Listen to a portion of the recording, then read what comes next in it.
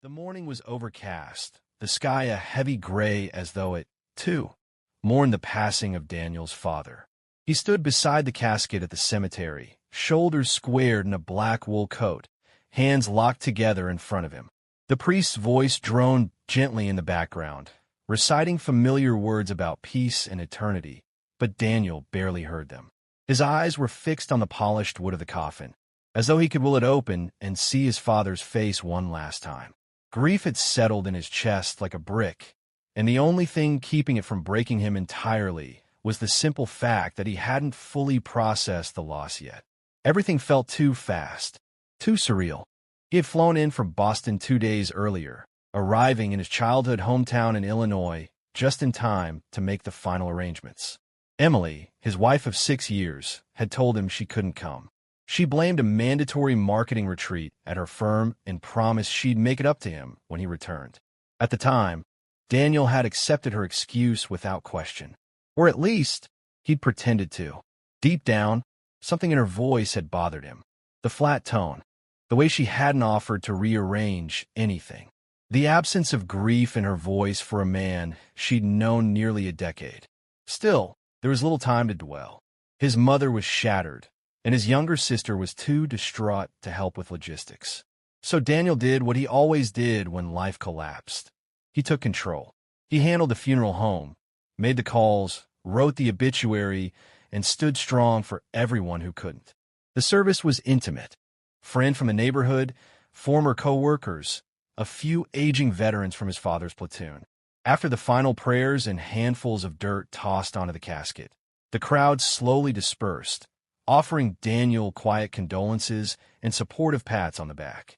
His suit was damp at the collar from the light drizzle. His shoes were caked in mud, but he didn't feel the cold. Not yet. After helping his mother into the car and making sure she got home with his sister, Daniel finally returned to his own rental car. He sat inside, staring out at the quiet cemetery for a long moment, his chest hollow. Then his phone buzzed. It was a message from Marcia, the neighbor who lived across the street from him and Emily. The preview read, "Hey, sorry to send this now, but..." Frowning, Daniel opened the message. It was a photo. At first, he wasn't sure what he was looking at, but as his eyes adjusted to the low-resolution image, he saw the familiar shape of his driveway. Emily was in the frame, holding a box. Beside her was Carter. Carter, his best friend since college. Carter, the best man at his wedding. Carter, the godfather to his niece. They were carrying boxes, several of them, into what was clearly his house. No moving truck, no explanation, just his wife and best friend, acting like it was their place now. The pit in Daniel's stomach grew sharp. His hands tightened around the phone as a cold realization began to settle in. The message from Marcia followed. "Didn't know if you were aware. They've been going in and out for days. I thought you were back. Wanted to let you know." He didn't respond. He didn't yell, cry, or call Emily. Instead, he sat in silence, breathing slowly, as if the entire moment had cracked time in half. Part of him had known. Maybe not consciously, maybe not all the details, but he had sensed it for months. The late work nights, the defensiveness, the over-explaining, the way she flinched slightly when he mentioned Carter in casual conversation. And Carter, he had been distant too, canceling their usual basketball games, dodging phone calls. Once or twice, Daniel had caught a strange look between them. One of those brief, unguarded glances that made no sense at the time. Now it did. Daniel closed his eyes and let the grief wash over him. Not just for his father, but for the life he had believed he still had. But then, something unexpected happened. The grief was followed not by rage, but by clarity. Because Daniel hadn't been blind. Not completely. 2 months ago, on a random Tuesday night, he had returned home early from a business trip. Emily hadn't expected him. She wasn't with Carter that night, at least not physically, but she had been texting someone when he came in, and when he said her name, she jumped. She hid the phone, the way someone might hide a gun. That moment had stayed with him, so he began paying closer attention. Quietly. He didn't confront her. He didn't accuse. He just watched. He noticed passwords were changed. He checked the iCloud settings and discovered an old iPad in the basement was still synced to her Apple account. He recharged it, left it untouched. Then the messages started appearing.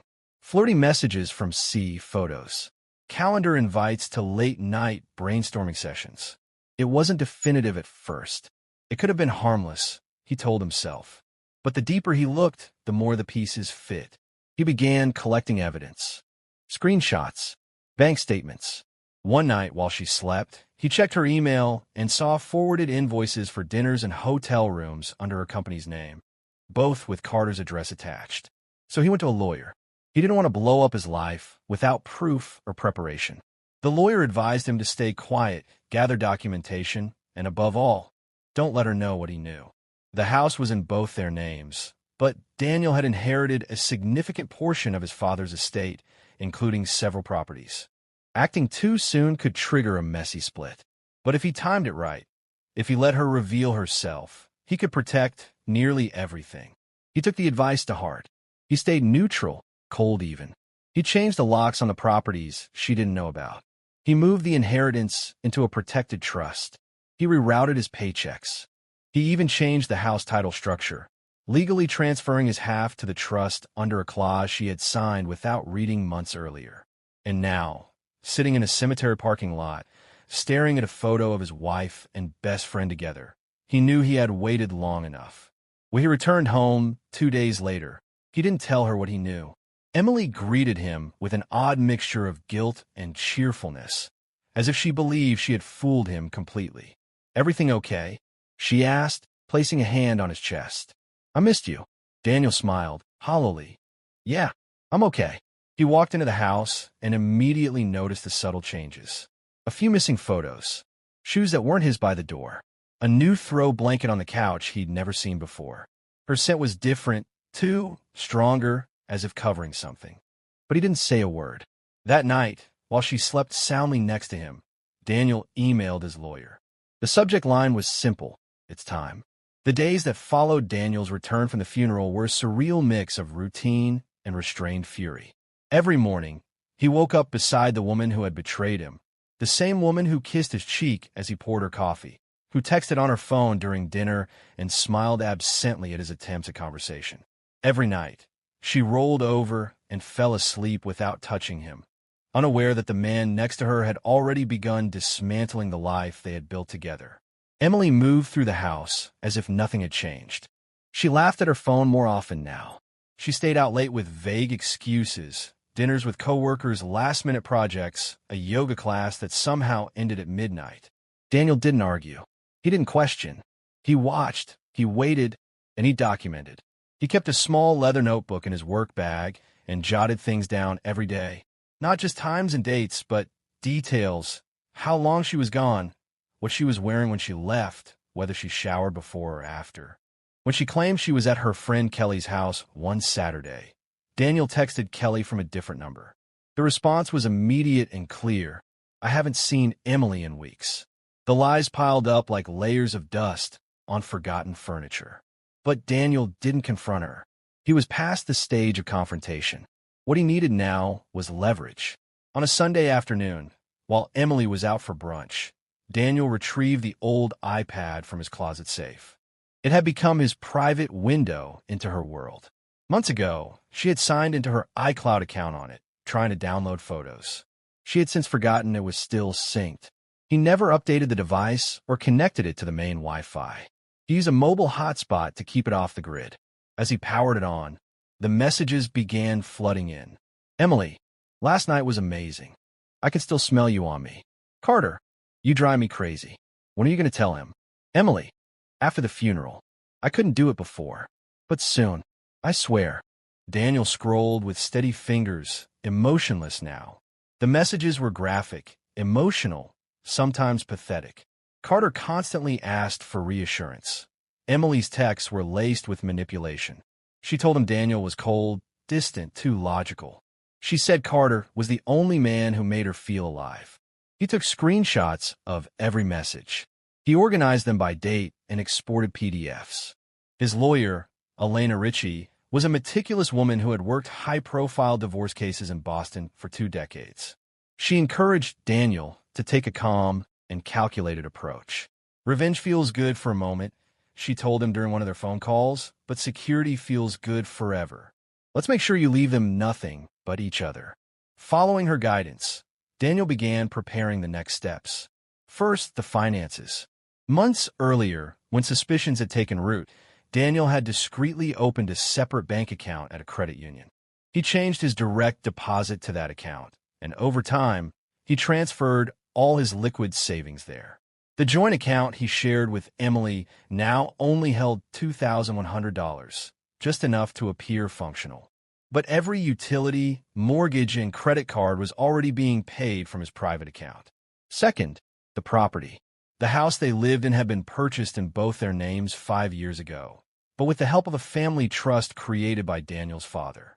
Using a clause Emily had agreed to during a refinancing deal, Daniel legally shifted his share into a new trust under his name alone. It wasn't something she'd notice. On paper, the mortgage and monthly responsibilities remained unchanged. But in the event of a divorce, it would make a significant difference in how the equity was divided. His lawyer also helped him secure deeds to the 2 inherited rental properties his father had left him. Emily had never even visited them, and they were legally separate from any marital assets. Third, the insurance and digital security. Daniel updated his life insurance beneficiaries, removed Emily's access to his health records, changed every password he owned, and rerouted 2-factor authentication to a private number he never shared. He went so far as to create a digital vault for all his evidence, organized, time-stamped, backed up. He left no trail, no sudden movements. He even took Emily out for dinner one night, complimented her dress, asked about her work friend Carter, and watched her lie to his face with absolute confidence. She smiled sweetly and said Carter had been dating someone new from his firm. "They're super serious," she said while sipping her wine. "Might even get engaged." Daniel smiled back and nodded. Later that evening, while Emily was in the shower, Daniel logged into her email account from the iPad. She never logged out. He filtered her inbox by Carter's name and found hundreds of emails. Personal, professional, explicit. In one, she'd attached a draft of a breakup letter addressed to him. "Daniel, I never meant to hurt you, but I've realized over time that what we had has changed. I've changed. We both deserve to be happy. And for me, that happiness is with someone else." She hadn't sent it yet. The draft was dated 5 days before the funeral. She had planned to send it while he was burying his father. The realization didn't even sting anymore. It just confirmed the depth of her cowardice. She hadn't chosen love. She had chosen convenience, timing, a clean exit.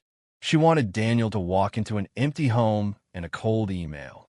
But he had returned early. She hadn't expected that. He closed the iPad and returned it to the closet. By the end of the week, he was ready. He arranged another meeting with Elena and laid out all the evidence. She was impressed by the thoroughness. "Most people come in here crying and empty-handed," she said. "You came in with blueprints and a hard drive." Daniel gave a tired smile. "I had a lot of time to think."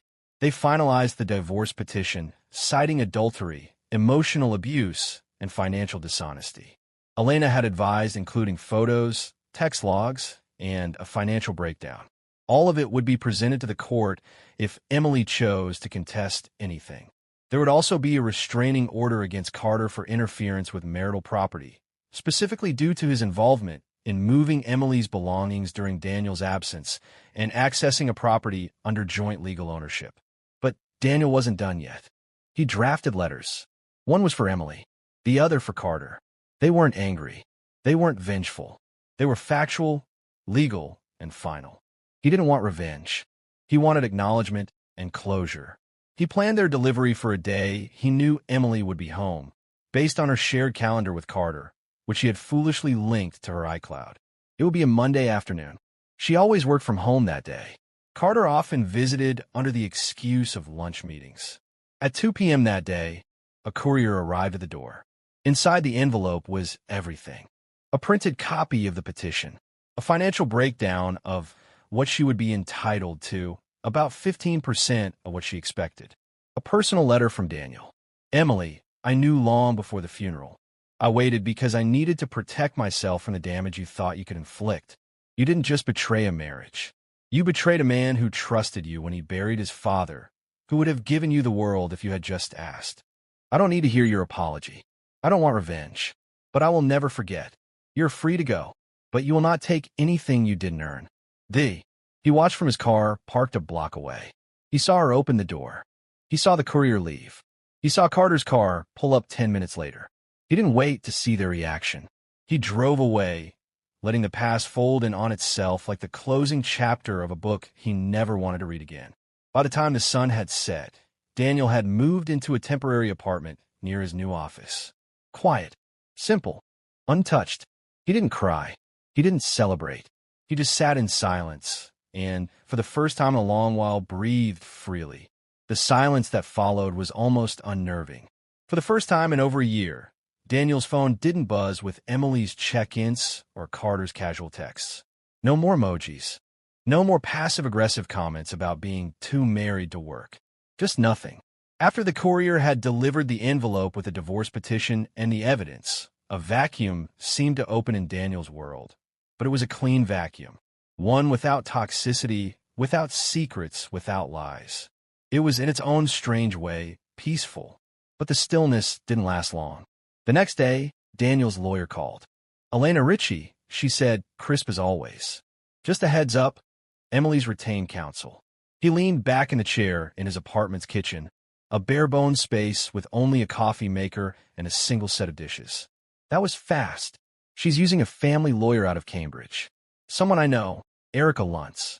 She'll want to push back on the trust setup, but I've reviewed your documents.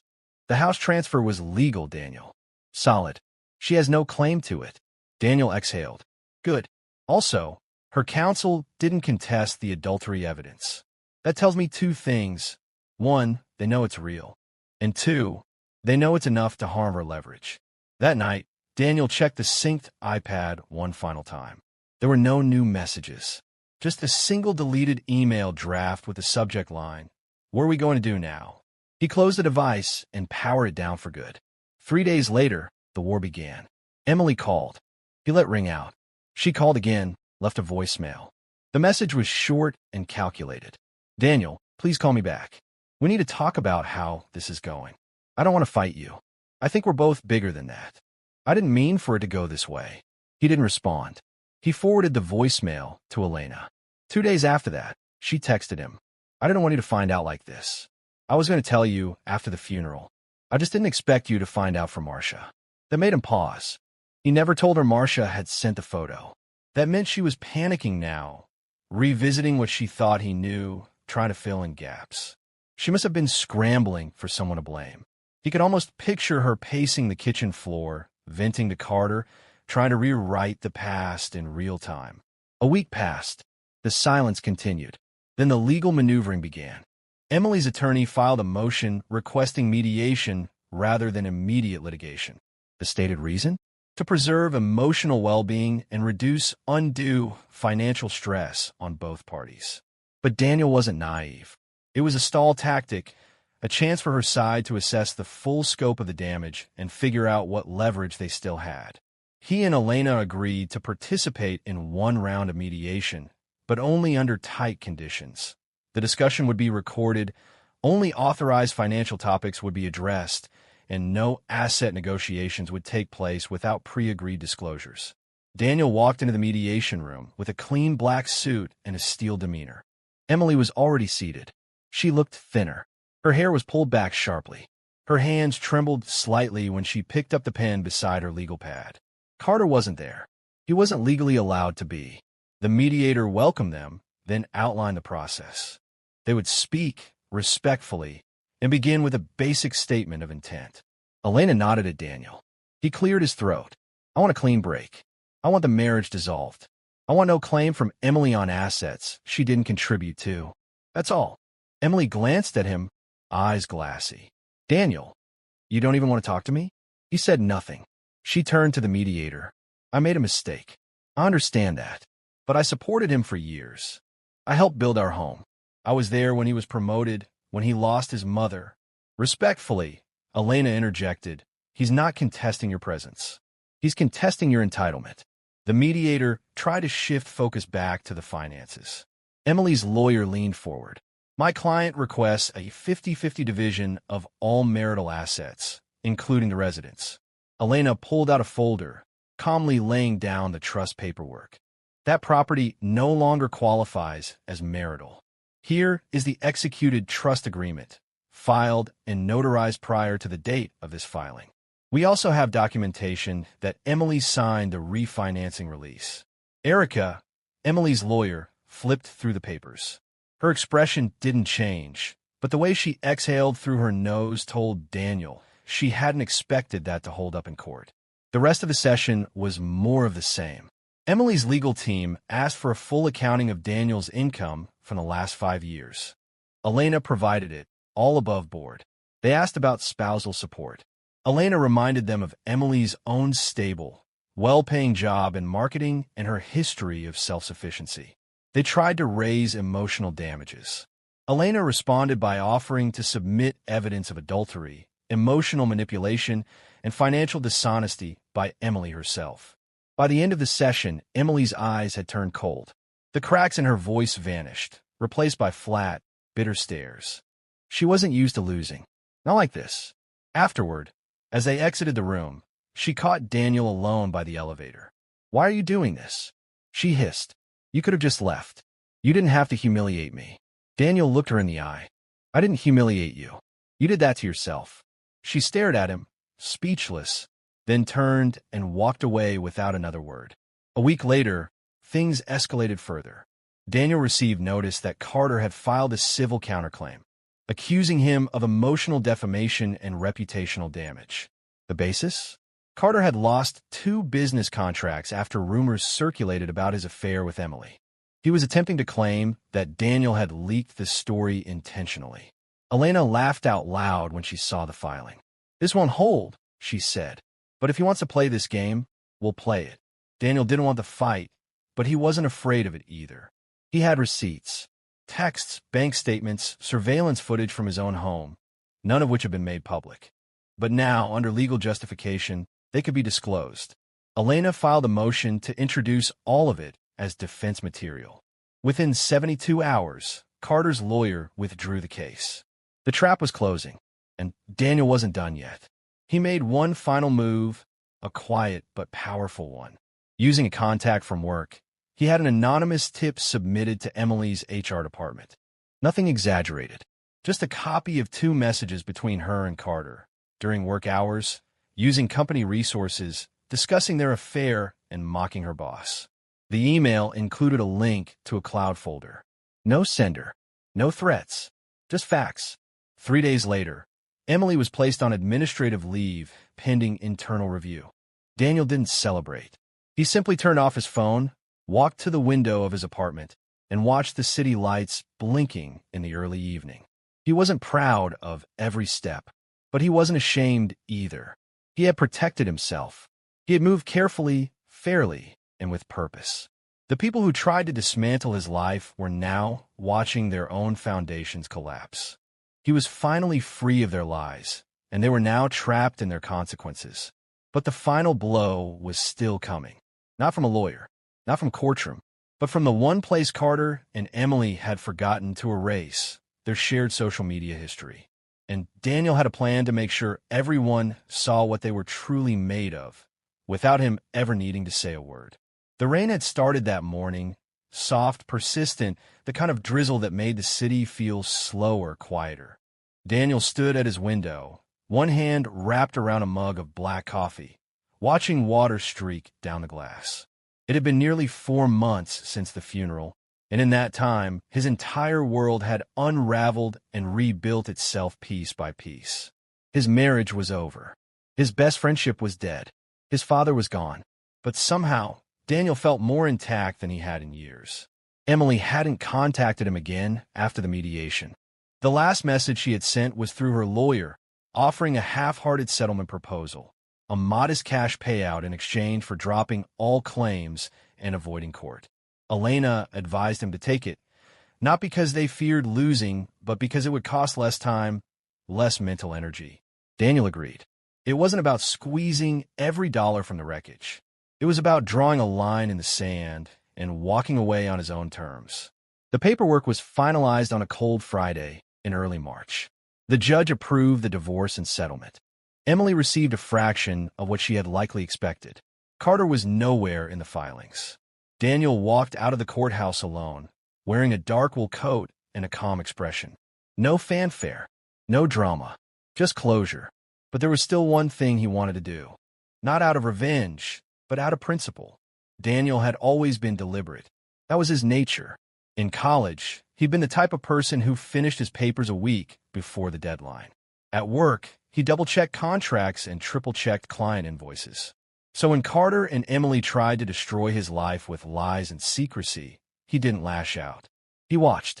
He recorded. He waited. And now, with the legal matters settled, he had a final act to deliver, a silent unveiling of truth. The opportunity came unexpectedly. One evening, Daniel's phone buzzed with a notification from a photo app he hadn't used in ages. It had auto-tagged him in a group shot from 6 years ago, his wedding day. The algorithm had identified his face. Carter stood beside him in a suit. Emily beamed in her white dress, her hand tightly wrapped around Daniel's arm. Daniel stared at the image for a long time. Then, with a sharp breath, he opened his laptop and went to work. He pulled up the old iPad and reactivated the files he had stored months ago. Screenshots of text between Emily and Carter. Emails. Calendar entries. There was nothing illegal in them, just truth. Time-stamped, dated truth. He organized the material into a clean folder titled The Timeline They Won't Tell You. Then he made a post on a private blog. Anonymous, non-accusatory, just a timeline of facts. February 12th, while I attended my father's funeral, my wife moved out with my best friend. February 13th, she texted him, "I'm so glad we're finally free. He'll never see this coming." February 15th, I filed for divorce.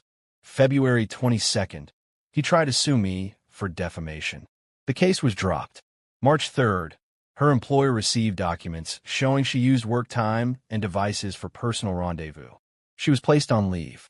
Each line ended with a screenshot. No angel, no commentary, just facts. Then he shared the post link from a throwaway account in a Facebook group where he and Carter used to be active, an old college alumni group with over 4,000 members, many of whom still followed both of them. He left no caption, just the link and the title. When you know, you know. It took less than 24 hours. By the next evening, the post had been screenshotted and reshared by people who knew Daniel, knew Carter, knew Emily. Not viral in the internet sense, but viral enough in the small world of their shared past. Messages started trickling in. Old friends, colleagues, even a few former neighbors. Saw the post. Didn't want to believe it. But wow, hope you're okay. Carter? That guy? I always thought he was kind of a snake. Emily looked so smug in her IG stories, and now it all makes sense. Sending you strength, man. That was brutal but brave. Daniel didn't reply to any of them. He wasn't looking for pity or praise. He just wanted the air cleared. The lies had flourished in silence. The truth now stood in daylight. Quiet, unapologetic. 2 weeks later, he heard from Marcia again, the neighbor who had sent him that first photo. She emailed a brief message. Saw Emily and Carter arguing in the driveway this morning. She left in tears. He just stood there on his phone. Guess karma works. Daniel smiled, not with satisfaction, but with closure. He hadn't needed to shout. He hadn't needed to fight dirty. He had just waited and then pulled the thread. By April, Daniel had found a new rhythm. His job had promoted him to director of operations. The temporary apartment had been replaced with a sleek loft in a different part of the city. Modern, minimalist, with high windows and hardwood floors. It was the kind of place that didn't carry echoes of anyone else's footsteps. He'd started running again. Every morning before dawn. A 5-mile loop through the quiet city streets, earbuds in, breath steady. It helped him feel grounded, reconnected to his own body, his own time. One Saturday afternoon, as he walked through a bookstore downtown, he paused at the travel section. He'd always talked about going to Ireland with his dad, but they never got the chance. On impulse, Daniel bought a travel guide and booked a solo trip for the summer. Just him, a camera, and a backpack. A way to start something new. Not to forget the past, but to step out from under it. He sat by the window that night with a glass of wine, watching planes blink through the sky, and thought about everything that had happened. There had been no shouting matches, no destroyed property, no desperate pleas, just the methodical end of a lie and the quiet rebirth of his own life. He didn't know what Emily and Carter were doing now. He didn't care. Maybe they stayed together, bound by shame and guilt. Maybe they broke up the moment reality set in. But none of it mattered anymore. Their names didn't trigger pain or rage. They were just two people who had shown him the limits of loyalty and the power of letting go. Daniel had learned something in all of it, that resilience isn't loud. It doesn't always roar. Sometimes it looks like keeping quiet, planning in the shadows, protecting yourself while the world thinks you're weak. Sometimes it looks like walking away with your head high while others crumble under the weight of their own deceit. He raised his glass quietly and whispered to no one in particular, "Here's to starting over." And for the first time in a very long time, Daniel truly felt free.